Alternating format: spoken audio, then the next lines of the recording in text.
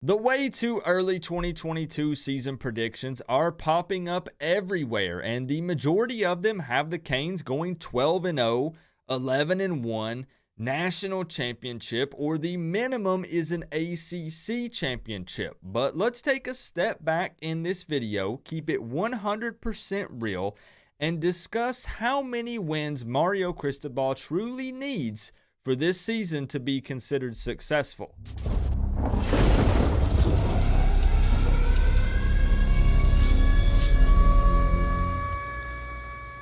What's going on, Canes fans? I need you to say this with me. 20K in 2022! 20K in 2022! 20K in 2022! I like free money.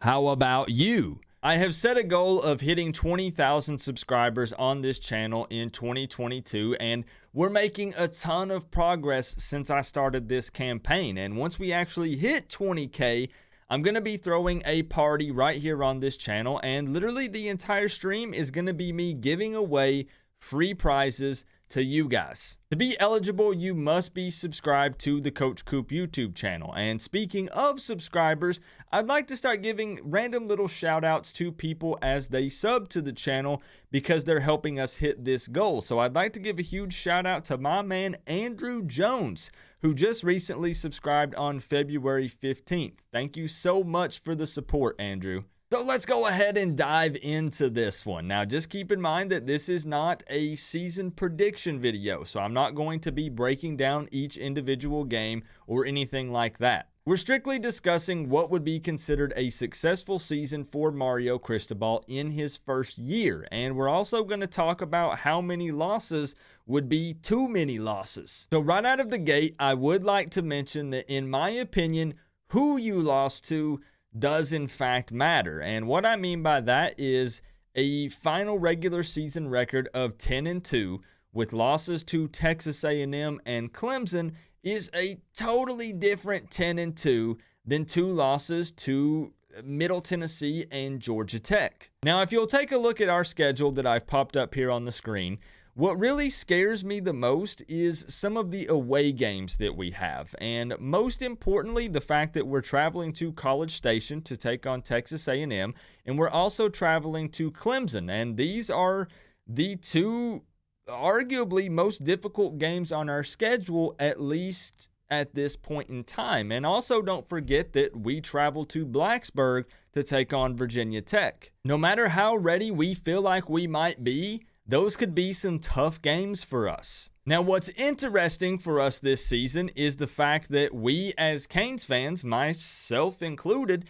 feel like the Mario hire and this staff that he's put together is light years ahead of Manny Diaz and the staff that he had put together, which means more wins, right? Right? But we are also implementing and installing a new offense and defense again. I mean, what is that? That's like 3 or 4 times in the last 5 years, right? Some crazy amount of OCs and DCs that we went through. And no, I'm not loading up the excuses. And no, I'm not saying that we have to lower our expectations. But yes, I am going to try to be as realistic as possible. So I think I can come out and speak for most Canes fans when I say that Mario Cristobal must win more games than Manny Diaz did in 2021. That might seem kind of silly to say that and put him in that spot or in that predicament, but as much as Canes fans were heated and did not really necessarily like Manny Diaz towards the end of his career, you know, in 2021, if Mario were to come out and win less games than Manny did in his final season, then it would just be an absolute disaster when it comes to the media and the fighting and bickering amongst Canes fans and, you know, other fan bases coming in and making fun of us and getting everyone riled up. It would just be a lose-lose situation for everyone. Our regular season record last year under Manny Diaz was 7-5. So that means that the absolute floor for Mario Cristobal would be 8 wins, putting us at 8-4 in the regular season. Now, would most Canes fans be happy with 8-4?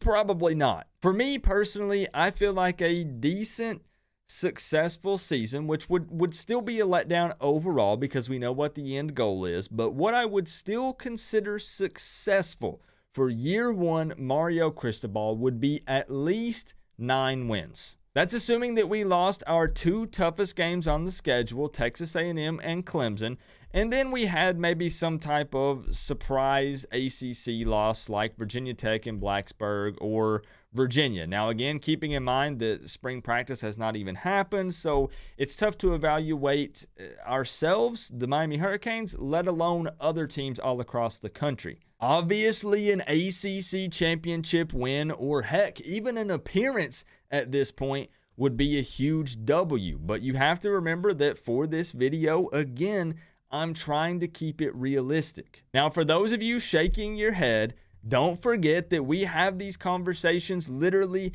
every single year, every offseason. This is year 6 of me doing this. And every year I have went live, I've done videos, and there have been people that undefeated, 12-0, national championship. That is what we are doing. That's what we are accomplishing. And it's okay to set your expectations high. Our standard should be high, and we should be aiming and shooting for a national championship. And at the very least, we should continuously keep appearing in ACC championship games. But again, I'm just saying that every single year we come out and we hype it up.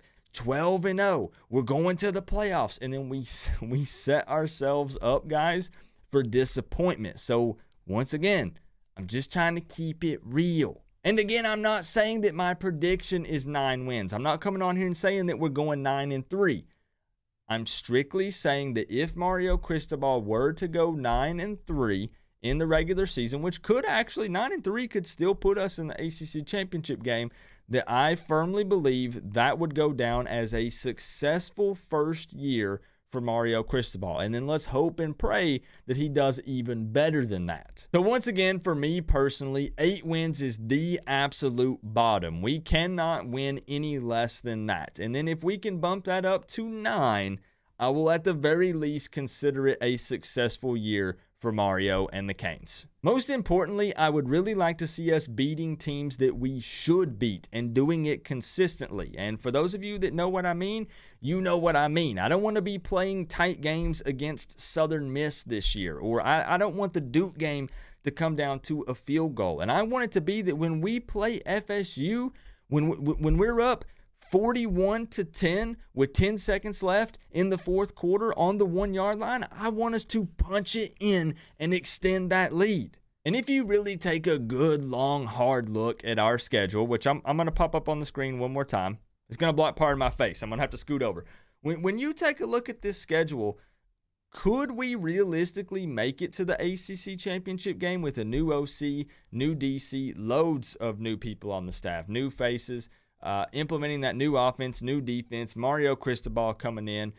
Could we make it to an ACC championship game? Sure, it's absolutely possible looking at this schedule.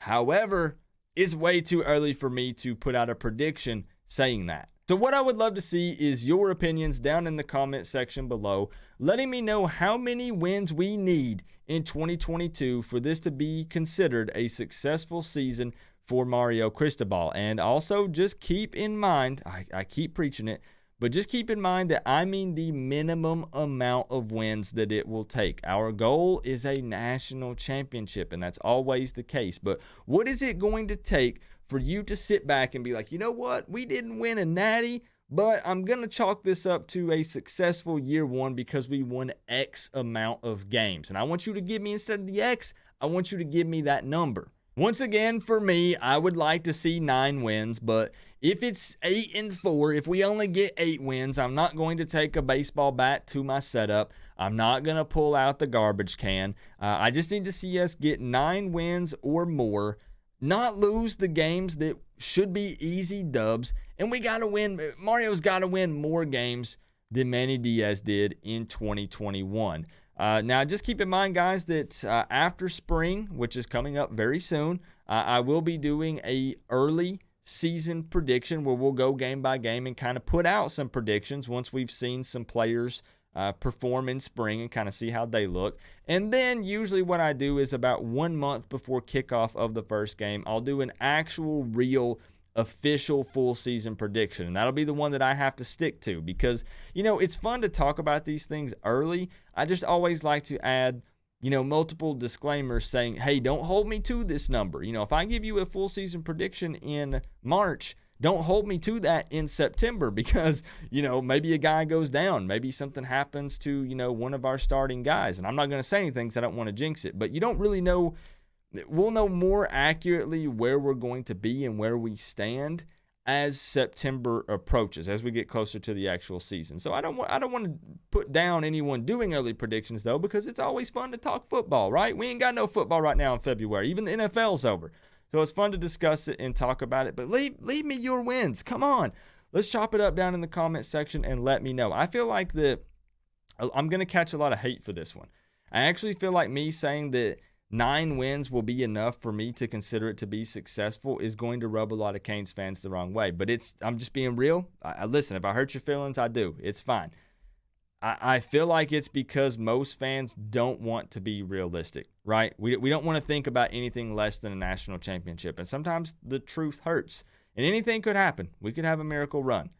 But 9 wins or more is successful in 2022.